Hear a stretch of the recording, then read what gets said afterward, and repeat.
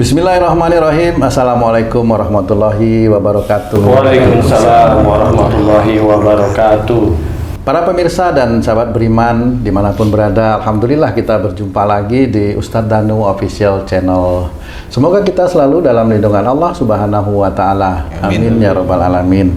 Di video kali ini kita akan ngaji lagi bersama guru kita semua, Pak Ustadz Danu. Assalamualaikum Pak Ustadz. Waalaikumsalam warahmatullahi. Amin. Alhamdulillah. Assalamualaikum Bang J. Waalaikumsalam Pak Tung. Amin. Assalamualaikum Mas Eko. Waalaikumsalam warahmatullahi wabarakatuh. Amin. Alhamdulillah. Para pemirsa dan sahabat beriman dimanapun berada, video kali ini mungkin ini agak sedikit spesial ya, dimana kita semua mungkin menginginkan memimpikan juga satu yang akan kita tanyakan nanti kepada guru kita, termasuk saya juga menginginkan hal ini. Nah Pak Ustadz, apakah nanti di akhirat atau di surga suami itu akan ditemukan oleh istrinya atau istri akan ditemukan oleh suaminya, Pak Ustadz? Ya, Bismillahirrahmanirrahim. Assalamualaikum warahmatullahi wabarakatuh. Waalaikumsalam warahmatullahi wabarakatuh. Amin ya Rabbal Alamin. Alhamdulillah, pertanyaannya sangat bagus sekali. Itu dengan catatan suaminya dengan istrinya itu sayang. Oh, ada awalnya dulu. Nomor dulu satu itu dulu. Nomor dua, kalau mamanya suaminya jengkel sama istrinya, kira-kira bisa ketemu nggak ya? Ketemu, tapi gimana itu nanti Pak Ustadz? Kan nggak bisa dijawab ketemu. Kalau jawab ketemu berarti di surga. Padahal di dunia itu jengkelin istrinya atau jengkelin suaminya. Gimana mau ketemu di surga? Tapi kan tetap sayang Ustaz. Hah? Kan tetap sayang. Sayang kan hanya di mulut. Kalau seperti umpamanya niat wudhu, niat sholat kan di hati. Pertanyaan yang umum-umum aja.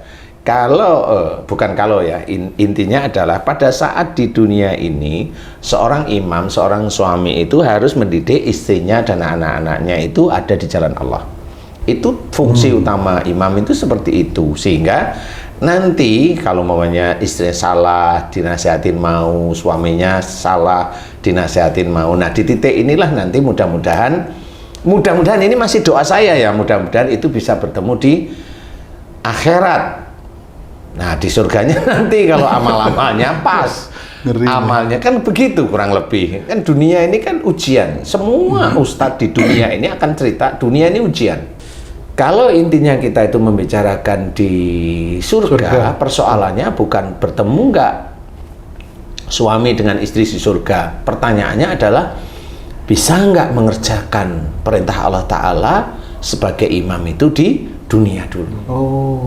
Kemudian makmumnya sebagai istrinya bisa nggak dia mengikuti imamnya yang notabene itu belajar taat kepada Allah.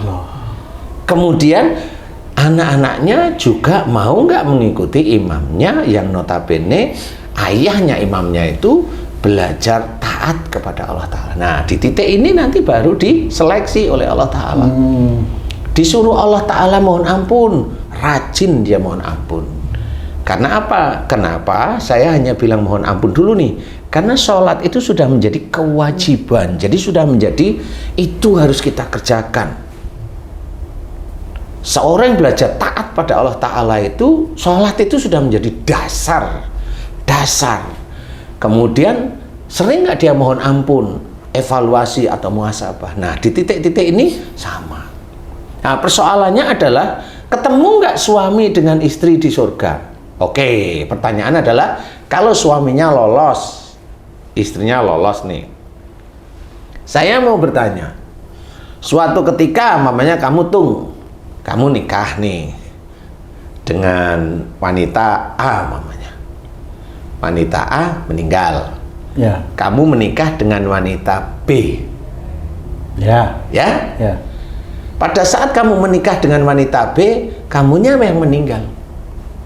Ya. Wanita B nikah dengan laki-laki lain. D. Ya? Ya. D-nya meninggal, nikah lagi dengan laki-laki lain, meninggal dua-duanya. Pertanyaannya suami atau istri yang mana yang mau bertemu? Yang mana itu? Katanya yang terakhir ya. Nah kalau yang terakhir kan dia nikah lagi waktu di dunia itu Pak Ustaz. Makanya harus berpikir. Itulah yang nanti suami bertemu dengan istrinya itu bukan urusan seksual. Oh, Itu harus difikirkan. tidak ada Bukan. nafsu gitu Pak Ustaz. Nafsu seksual itu tidak ada. Insya Allah. Makanya nanti kalau istrimu, umpamanya yang pertama, baik. Istrimu yang kedua, baik. Kamu baik. Kamu meninggal, istrimu kedua dapat suami baik. Wah. Meninggal, dapat lagi suami lagi baik. Kan semuanya nanti ketemu nggak di surga? Kalau baik-baik ketemu. Ketemu. Kalau baik-baik. Kalau memang urusannya kawin, ya, kelon lah bahasa Jawanya.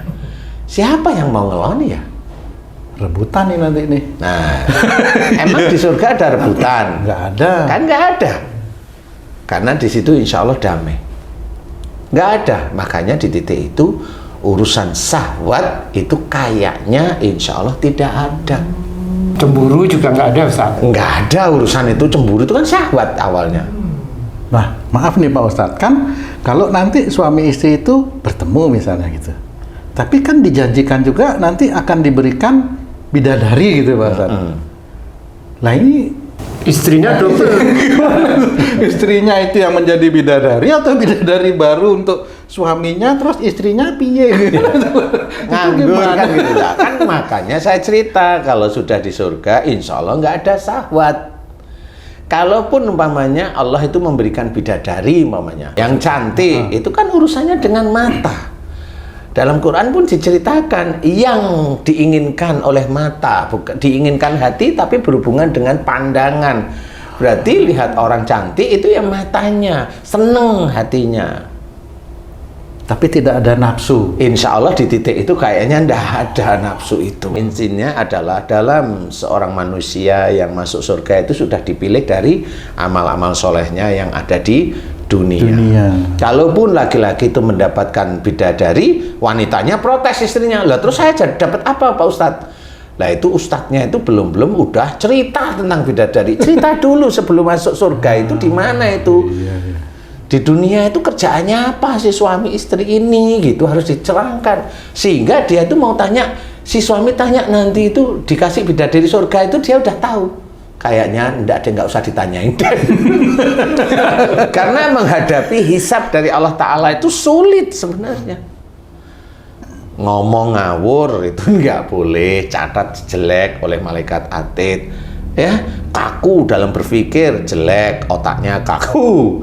Kemudian dari kaku emosional tersinggung, otaknya kesinggung, sampai benci, hatinya tersinggung, sampai keluar kata-kata, mulutnya akhirnya keluarlah emosi. Itu kan ditulis oleh malaikat atid. Jadi kalau memang mau menceritakan tentang surga, suami ketemu dengan istri, ceritain dulu di dunia. Gitu. Tapi maaf Pak Ustadz, apakah nanti sang suami atau istri itu tahu? Wah, itu bekas suamiku dulu di dunia, bagaimana itu apa? Itu tahu, memang Pak? ada memori, tahu itu suamiku, gitu. itu istriku tahu. Makanya kalau yang tadi saya cerita, kalau mamanya seorang laki-laki nikah dengan perempuan, kan gitu nih. Iya. Kemudian laki-lakinya meninggal, perempuannya nikah dengan lagi. laki-laki, laki-lakinya meninggal, laki lah. Kemudian nikah lagi dengan laki-laki, gantian nih, perempuannya meninggal, laki-laki ini ganti nikah dengan perempuan lagi. Akhirnya dua-duanya itu sampai meninggal, salah satu meninggal, satunya meninggal. Kan katanya teman-teman itu cerita, itu yang dinikah yang terakhir. Yang terakhir, wanita terakhir itu dia nikah, tapi wanitanya yang terakhir dengan laki-laki lain, kan gimana? Atau gini Pak Ustadz, mohon maaf ini, nanti misalnya nih di dunia misalnya si anak ribut nih sama orang tuanya gitu, terus anaknya ini berjanji nanti saya kalau di surga nggak mau lagi ketemu ibunya gitu, apa bisa seperti itu Pak Ustadz? Ya kalau hanya ngomong bisa aja, tapi kan dosa juga, nggak boleh seperti itu. Itu akan menjadi dosa, nggak boleh seperti itu. Oh itu nggak boleh ya? Nggak boleh. Kenapa begitu Pak Ustaz? Iya, karena memang kalau orang tuanya salah didoakan agar dia itu menjadi soleh atau soleha. Bukan malah memusuhi atau menjauhi. Tidak boleh, itu kan Astagfirullah. itu tidak hormat kepada orang tuanya. Makanya yang seperti itu memang dilarang. Nah, yang begitu itu memang gimana ketemu mau di surga? Iya. Mau ketemu di surga itu gimana lewat seperti itu? Di dunia aja amburadul. Apalagi di akhirat. Nah, akhirat kan mau masuk mana nih? Bener nih mau surga, bener nih. Nih bukumu, catatanmu nih. Ambilnya tangan kiri lah sudah. Kan udah jelas pasti masuk neraka kalau sudah begitu. Nah, inilah yang harus kita perbaiki dari sini. Jangan kita, wah besok saya akan bertemu dengan bidadari. Kelakuannya di dunia aja memalukan. Walaupun dia seorang muslim, memalukan. Kan begitu, fitnah, membuat cerita saudaranya yang muslim itu difitnah. Gimana dia sendiri bisa masuk surga kalau dia sendiri hobinya memfitnah saudaranya? Nggak bisa, malah saudara yang difitnah itulah yang masuk surga. Dia, karena dia habis amal solehnya, dia banyak dosanya, selesai dia. Apalagi dia tahu agama, memfitnah tidak boleh, dia kerjain. Lawang Allah aja menceritakan kalau seorang itu memberi nasihat orang lain, kalau dia tidak mengerjakan, Allah itu marah. Ini memberi nasihat baik, tapi ini malah ngajari memfitnah orang lain. Jangan kamu sama ustadz itu, jangan kamu sama ustadz itu, jangan kamu sama kiai itu. Lah itu kan saudara. Padahal diceritakan kalau seorang muslim itu semuanya saudara. Jangan memfitnah. Wala tajassasu wala yaktab ba'dukum ba'da. Itu diceritakan sudah. Tidak boleh kita itu merasa hebat lebih, golongan kita merasa golongan hebat. Tidak boleh walaupun itu seorang muslim. Tidak boleh. Saya umpamanya bersanad dengan ini, kemudian berperang dengan sanad yang itu. Tidak boleh seperti itu. Tidak boleh. Kalau itu mau hebat-hebatan, itu kamu sanad itu kan hanya duniawi aja. Nah, inilah akan menjadikan rusaknya amal-amal baik mereka itu akan rusak di titik itu. Rusak beneran. Dan mereka nggak sadar. Karena merasa gurunya dianggap benar. Padahal gurunya malah memfitnah. Karena dia euforia dengan gurunya. Kenapa? Oh, kalau ngaji dia lucu lah, euforia. Kok ngaji kok lucu yang dicari? Boleh melucu, boleh, tapi kan ya nggak lucu terus jadi bodoh nanti kalau lucu terus kan gitu ya. Nah, ini seperti itu. Jadi bagaimana bisa bertemu? Tadi ada PR aja di dunia, belum di akhirat. PR aja gitu loh. PR di dunia, ayo katanya yang terakhir. Oke, sekarang itu istri si perempuan nikah dengan laki-laki. Kemudian laki-lakinya meninggal, dia menikah dengan laki-laki, semuanya baik mamanya. Atau kali laki-lakinya masuk neraka, lo kan pikirmu sekarang di sini. Kalau kita husnudzon semua, laki-lakinya baik, laki-lakinya meninggal, walau alam ya. Kemudian dia nikah lagi dengan laki-laki, laki-lakinya yang kedua baik, dia nikah lagi dengan laki-laki, dia yang meninggal, laki-laki menikah dengan wanita yang lain, sama-sama wanita itu baik. Wanitanya meninggal, laki-laki itu nikah lagi dengan wanita lain, meninggal sama berdua lah kasarannya. Terus mana itu yang akan bertemu di surga? Memang benar, si suami akan ketemu dengan istrinya di surga. Itu tahu, itu istriku, itu tahu, itu suamiku tahu, tetapi syahwat itu ndak ada. Makanya hanya tahu, itu tahu anakku, tahu. Cuma memang tidak diceritakan. Itu saya tahu, itu mantan. Itu ndak ada itu mantan. Oh, itu ndak ada itu Pak Ustaz? Itu adanya di dunia aja. Jadi sebenarnya bagaimana itu ya Pak Loh, Ustaz? kok tanya sebenarnya bagaimana kejadian? Soalnya susah sekali itu. Sudah jelas. Terlalu banyak. Makanya kalau laki-laki diberi bidadari itu atas ketakwaannya. Karena dia lihat wanita yang cantik itu seneng. Jadi seperti itu. Jadi kalau ibaratnya, oh saya dulu nikah sama istriku yang aku lihat agamanya, ya monggo. Tapi banyak nggak yang hanya dilihat menurut dia agamanya, nggak taunya bubar. Ya banyak seperti itu. Ada yang nggak bubar, terus ya akhirnya kan nyimpen marah terus dia karena nggak berani sama pasangannya. Lah kan sama itu, mana ketemuannya nanti di surga kalau dia nyimpan marah terus sama pasangannya. Nyimpan marah terus ini kan diceritakan lah, taktub balakal jannah, jangan marah bagimu surga. Lah kan dia nyimpan marah terus sama pasangannya, berarti dia mengarah ke arah neraka untuk dirinya sendiri. Seperti itu. Jadi kita harus belajar. Kemudian kalau memang ada wanita yang takwa, walaupun itu baik, nggak ada nanti di surga itu cemburu. Cemburu itu adanya di dunia. Kalau ada ustadz cerita, besok laki-laki yang benar-benar dia soleh akan diberi bidadari, memang benar. Tapi ya di dunianya istrinya ngomong, lah saya dapat apa lah, kan gitu. Protes sudah. Masa ngomong nanti saya mendapat bidadara? Tidak ada bidadara itu. Adanya kalau wanita itu perhiasan, kalau dia itu senang, itu wujud ketakwaan. Walaupun itu suaminya atau istrinya emang nggak bisa digauli secara syahwat, tapi tahu itu istri, tahu itu suami. Jadi garis bawahnya fungsinya bidadari disiapkan apa, Ustaz? Ya kalau kita punya mbak-mbak di rumah itu kan melayani. Nah kita itu tugasnya di dunia gimana kita itu caranya amal soleh kita itu besar daripada dosa-dosa kita.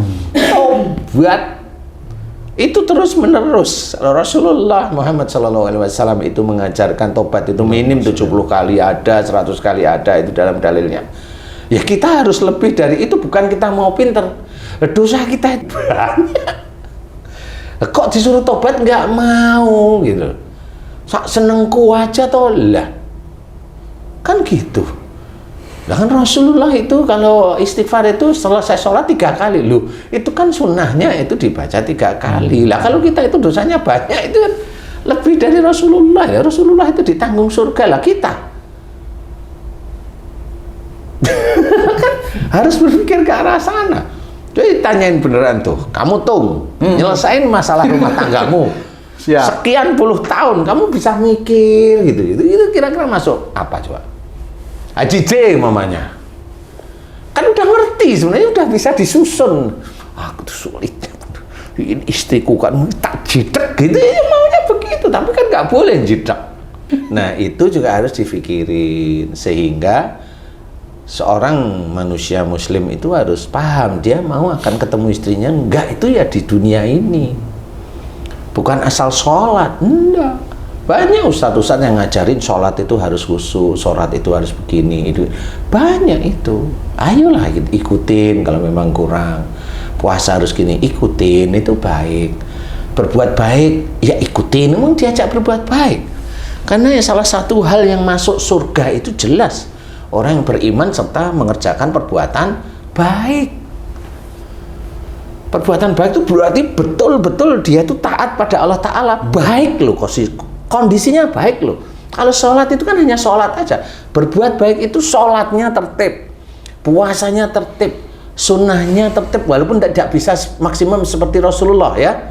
Kemudian berbuat baik, mulut ini dijaga, otak ini dijaga, telinga itu dijaga. Kalau mendengar sesuatu yang nggak cocok, ya jangan marah.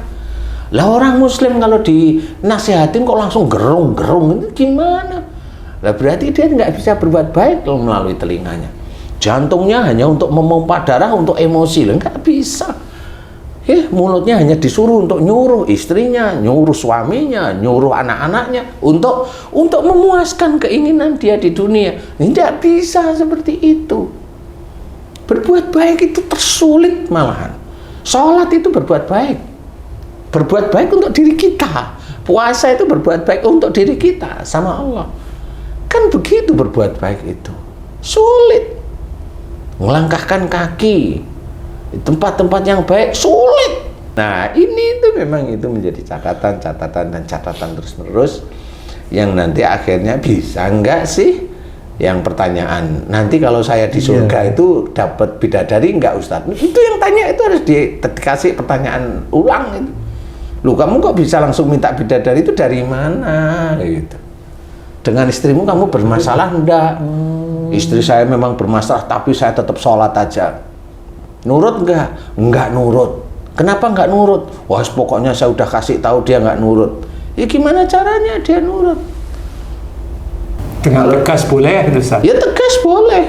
Di surga, insya Allah seorang itu karena taatnya, makanya diberikan bidadari. Sebagian besar yang di surga, ya karena kalau yang di surga itu wanita ya nggak dikasih bidadari. Jadi sebagian besar ini yang laki-laki.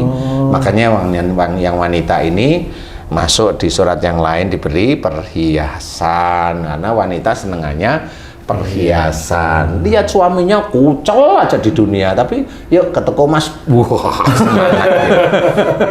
Saya cuma mau tanya nih ya, nih ya, saya tanya nih, Eko coba tanya, istrimu itu lihat kamu sehari-hari biasa ya? Coba, yuk ke toko mas. Nambuan. Kan benar, padahal lihat suaminya itu biasa ya. Gitu.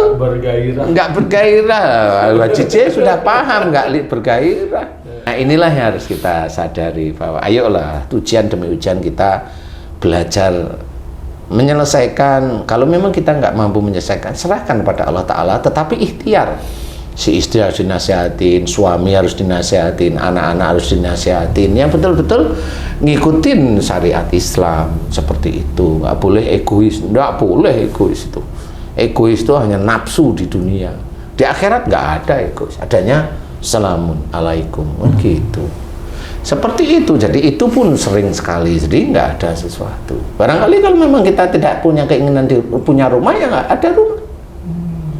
Ya karena memang di situ nggak ada rumah. Kamu punya rumah mau apa? Saya tanya sekarang. Kamu pengen rumah nggak? Pertanyaan saya, kamu mau apa tuh? Kalau di dunia apa di akhirat nih maksudnya? Akhirat lah. Kalau di dunia punya rumah, sekarang kamu udah punya rumah, ya toh? Kalau di akhirat kamu umpamanya pengen rumah lah, seperti yang diceritain sama teman-teman pendakwah yang lain. Kamu pengen rumah, oke, untuk apa pengen rumah? Nggak tahu. Nggak tahu.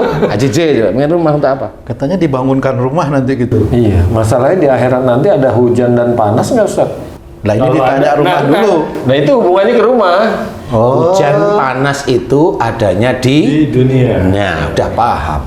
Ya berarti kan rumah itu untuk menghalangi dari pandangan orang lain kalau kita buka baju. Gitu Ustaz. Kita beli baju di mana ya? Boleh. Nah, kan bisa ngomong toh. Beli baju di mana ya? Terus kan sahabat nggak ada. Emang orang gimana? Lah kan nggak ada. Mandi juga nggak ada, sholat juga enggak. Kita hanya muji-muji Allah aja. Apanya? Abadi di sana ya. Keringet nggak bau. Apanya? Jadi yang dimaksud rumah di surga itu seperti apa ya Pak Ustadz? Ia dibangunkan rumah itu diiming-imingi agar orang itu senantiasa taat kepada Allah Ta'ala. Menurut saya seperti itu. Karena malaikat juga nggak punya rumah pasti. Insya Allah nggak ada rumah dan sebagainya, semuanya ya serawung seperti orang biasa, seperti itu. Kalau memang ada rumah ya monggo, tapi untuk apa?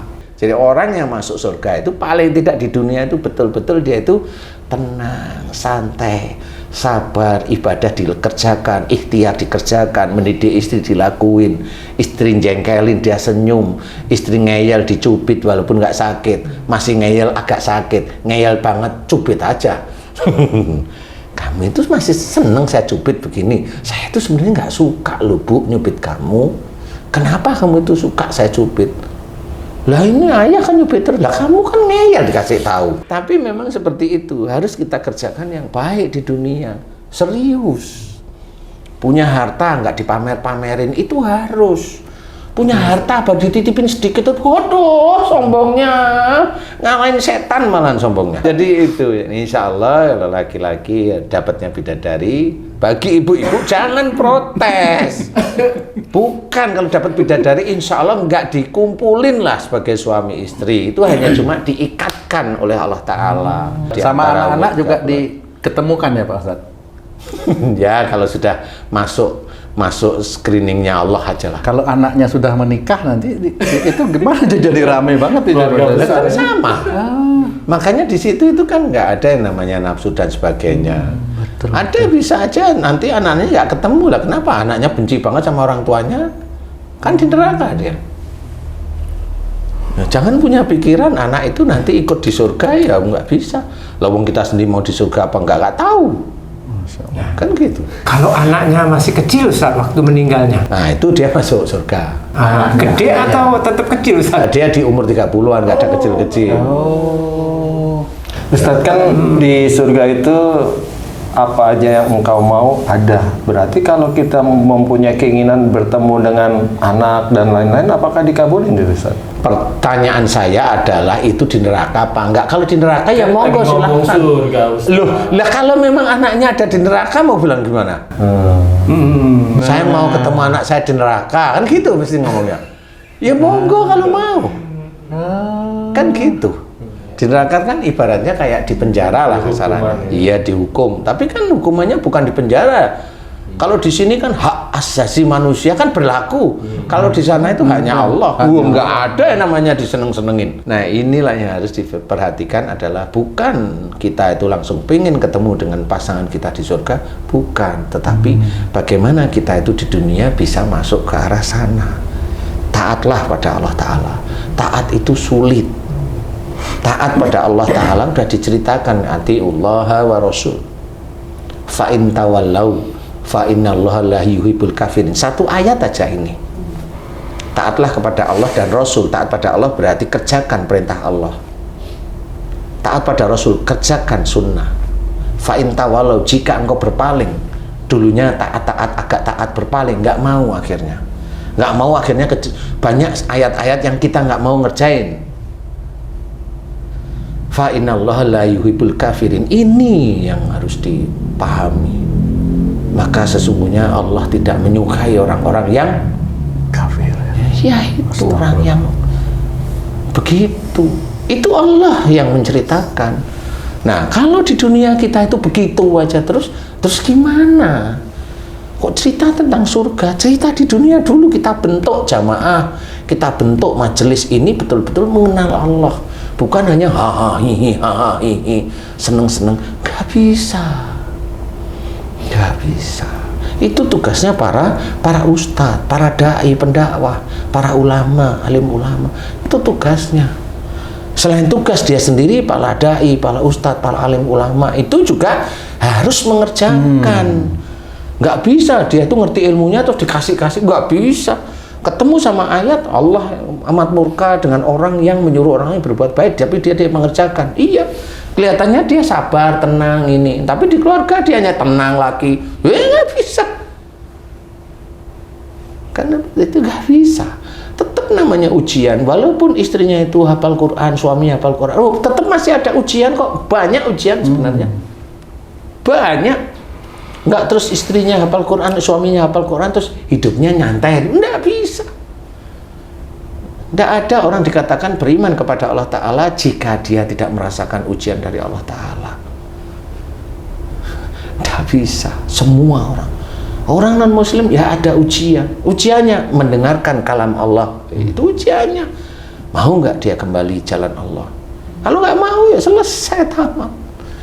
Kalau yang muslim diingatkan oleh ayat-ayat Allah, diingatkan hadis-hadis, diterangkan nyata istilahnya.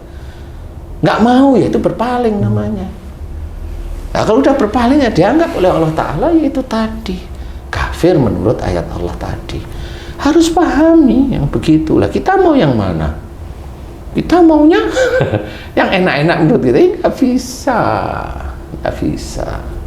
Nafsu diberikan oleh Allah Ta'ala di dunia. Nah itu harus dipolitisir menjadi yang baik-baik aja. Perangi itu Pak. Nah, iya harus diperangi nafsunya. Iya, itulah. Jadi, insya Allah bertemu nggak laki-laki itu dengan istrinya? Insya Allah kalau sudah masuk screening Allah, ditimbang. Kalau memang dia itu baiknya lebih banyak daripada dosanya, insya Allah masuk surga. Ditimbang dosanya lebih banyak daripada amal baiknya, tetapi dia tidak musyrik, tidak syirik, masuk neraka dulu. Nanti kalau dianggap cukup, baru diangkat mendapat syafaat dari Rasul, masuk surga. Kan begitu? Enggak, itu benar-benar ditimbang. Bagaimana syafaat Rasul itu muncul? Insya Allah Rasul itu diminta, ditugaskan oleh Allah Ta'ala jika orang muslim yang memang dia tidak syirik, tidak musyrik, di neraka itu sudah tiba saatnya dia sudah mulai dapat apa namanya? Remisi. Bukan remisi, mendapatkan asimilasi. Jadi asimilasi itu kalau di urutan itu kan seperti Boleh keluar. dia boleh keluar.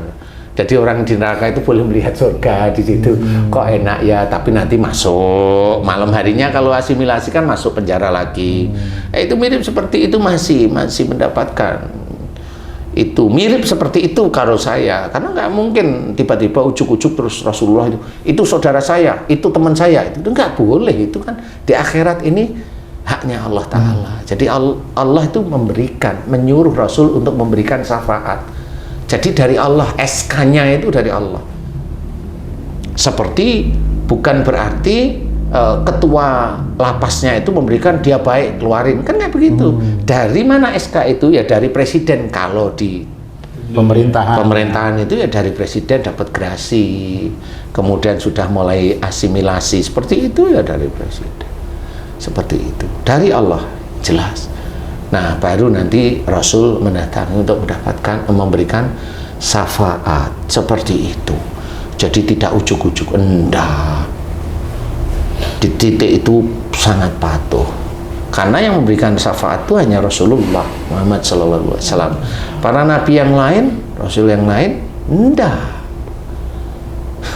Makanya para nabi dan Rasul yang lainnya enggak. Lah kok ada orang Muslim itu jagongan, hanya kajian biasa sekali, 2 kali, 3 kali, kemudian nanti kalau kamu antum masuk surga nanti bilang sama Allah saya kajian dengan, enggak digagas sama Allah Ta'ala, enggak digagas. Tetap Allah menimbang amal soleh masing-masing, menimbang dosa masing-masing, baru. Jadi perkataan Allah dalam Quran, innal hasanati yudhibnas sayyi'ah, itu sudah jelas. Sungguhnya amal perbuatan baik akan menghilangkan perbuatan yang tidak baik. Nah, persoalannya itu di dunia itu perbuatan baik kita itu berapa dan perbuatan tidak baik kita berapa. Cara menilai, nilai aja dari keluarga dulu. Nilai aja dari kita ngomong dengan istri, dengan anak, nilai aja dulu di situ. Nah, inilah yang harus kita sadari. Ayo, kita harus belajar.